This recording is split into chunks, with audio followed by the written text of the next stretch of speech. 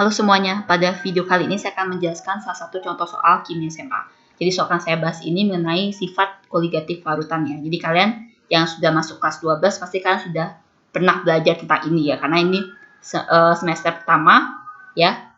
Dan ini adalah bab paling pertama sifat koligatif larutan ya. Jadi ada 4 jenis ya sifat koligatif larutan. Jadi ada kenaikan titik, penurunan titik beku, tekanan osmosis, sama penurunan tekanan uap ya. Nah, sebelum kita lanjut ke contoh soal ini, saya harapkan kalian belum subscribe untuk subscribe channel ini ya, karena setiap hari kami upload video. Ya, ada video matematika, fisika, kimia, dan biologi ya. Jangan lupa kalian nyalakan juga notification-nya biar kalian tahu kalau kami sudah upload video. Sekarang saya langsung saja ke contoh soalnya. Pernyataan dia benar untuk larutan Na2SO4 0,1 mol dalam air, ya, KF-nya itu adalah 1,86 derajat Celcius per mol adalah, ya ini adalah pernyataannya benar ya. Jadi untuk pernyataannya benar ini biasanya soal SBMPTN yang ada ya. Jadi ini biasanya tipenya sih pilihan ganda gini. Jadi kalau misalkan kita pilih A itu berarti 1, 2, 3 ini itu ada pernyataannya benar. Kalau yang B itu 1 dan 3 yang benar. Yang C itu 2, 4-nya benar. D itu adalah cuma nomor 4 saja yang benar. Dan yang E itu semuanya benar. Gitu ya. Pasti dia pilihannya cuma gini-gini aja ya. Nah, sekarang kita mengerjakan soalnya ya. Jadi, kita cek satu persatu pernyataan ini. Ya. Jadi sekarang yang nomor 1. Mempunyai titik beku yang sama dengan larutan 9 gram urea. Ya. Tapi kita harus tahu dulu berarti titik beku dari Na2SO4 ini berapa gitu ya. Berarti kita sekarang hitung ya. Jadi, untuk ini kan penurunan titik beku ya. Jadi, data TF maksud saya, Data TF itu adalah penurunan titik beku ya. Sama dengan M dikali KF dikali dengan I gitu. I-nya itu ada faktor Van Hoff ya. Kalau dia larutan elektrolit dia dihitung I-nya, tapi kalau misalkan dia larutan non elektrolit kan tidak perlu menghitung I-nya. Jadi I-nya anggap aja 1 gitu ya, atau M kali KF aja. Gitu ya. Jadi kan harus tahu dulu apakah larutan tersebut elektrolit atau tidak. Ya. Nah, di sini kan sudah diketahui nih molalnya itu 0,1.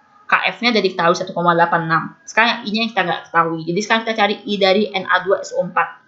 I itu rumusnya, itu faktor Van Hoff ya, sama dengan 1 plus N-1 kali alfa. Ya, dengan N itu adalah jumlah ionnya, dan alfa ini adalah derajat ionisasi. Ya.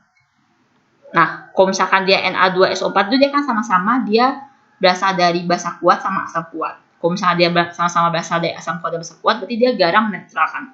Dia pasti mengalami reaksi disosiasi total gitu. Jadi dia semua ionnya mengalami disosiasi gitu. Jadi artinya karena dia mengalami disosiasi semua, alfanya sama dengan 1 gitu. Jadi 1 ditambah sekarang N-nya. N itu adalah jumlah ionnya kan, jumlah ionnya. Jadi karena dia Na2SO4 itu kita bisa tuliskan kalau Na2SO4 dari reaksi ionisasinya itu ada 2Na+ ditambah dengan tambah dengan SO4 2-. Ya kan, ini kan Na+-nya ada 2. SO4-nya kan ada 1. Berarti kan totalnya ada 3 ion kan. Ya, total ada 3 ion. Berarti N-nya itu 3. Jadi 1 tambah 3-1 dikali dengan 1. Tadi saya sudah jelaskan ya. Dia alfanya 1 gitu. Tapi kalau misalkan dia alfanya diketahui di soal ya nggak masalah sih gitu. Tapi karena kebetulan dia alfa yang nggak diketahui di soal, berarti kita anggap alfanya 1. Atau karena dia berasal dari asam kuat dan basa kuat, kita anggap dia mengalami disosiasi secara sempurna. Oke? Jadi 1 tambah 2 gitu kan, berarti I-nya itu ada 3. Berarti faktor Van Hoff-nya itu ada 3. Jadi kita bisa hitung sekarang.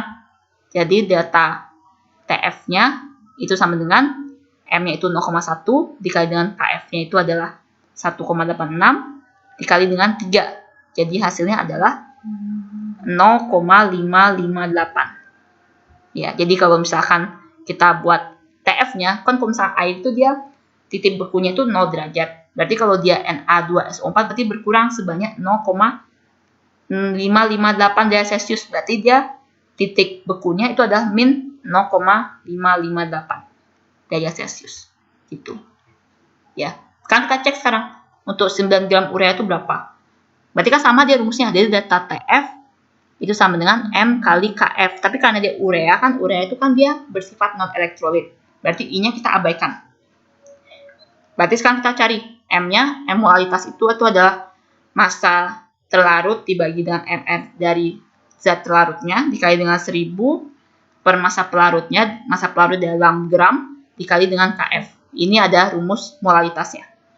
Jadi MT-nya, massa pelarutnya itu kan dia 9 gram urea. Berarti 9 dibagi dengan mR urea itu adalah 60 dikali dengan 1000 per massa pelarutnya itu adalah 500 gram air ya. 500 gram. Tapi karena dia sama-sama pelarutnya air, berarti Kf-nya sama. Jadi Kf ini bergantung pada pelarutnya. Ya. Jadi kalau misalnya sini 500 gram air kan jauh-jauh bingung Kf-nya berapa ya sini gitu. Karena dia sama-sama air ya, sama Kf-nya 1,86 gitu ya. Dikali dengan 1,86.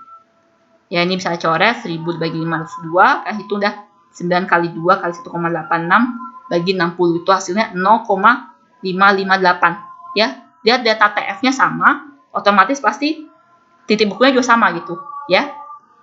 Jadi kan sudah bisa pastikan titik bekunya sama, yaitu sama-sama min 0,558 derajat Celcius. Berarti yang nomor 1 ini pernyataannya benar. Yang nomor 2, konsentrasi semua partikel terlarut adalah 0,6 molar. Ya, konsentrasi semua partikel terlarut berarti kan yang terlarut itu adalah Na plus sama SO4 2-, ya kan? Nah, ini perbandingan koefisiennya kan 1:2 banding 1, ya kan gitu kan? Na2SO4 tuh dia 0,1 molar diketahui, berarti 0,1 molar. Ya, molar itu juga berbanding lurus dengan perbandingan sama dengan perbandingan koefisiennya. Jadi kalau misalnya 0,1 molar, ini 0,2, ini 0,1. Berarti kan totalnya bukan 0,6. Dia totalnya itu adalah 0,3 molar, gitu ya. Berarti yang nomor 2 salah. Gitu. Dan nomor 3, nilai faktor Van Hoff untuk larutan tersebut adalah 3. Benar ya, yang ini ya. Jadi I-nya sama dengan 3, ini benar. Jadi yang nomor 3 ini pernyataannya benar. Yang nomor 4, larutan membeku pada min 0,186 derajat Celcius salah ya, karena dia membeku pada suhu min 0,558 derajat Celcius. Yang nomor 4 ini salah. Berarti jawabannya benar untuk soal ini, itu ada yang nomor 1 dan nomor 3, yaitu pilihannya adalah yang B. Oke, sekian saja pembahasan saya untuk soal kali ini. Mudah-mudahan kalian bisa mengerti ya.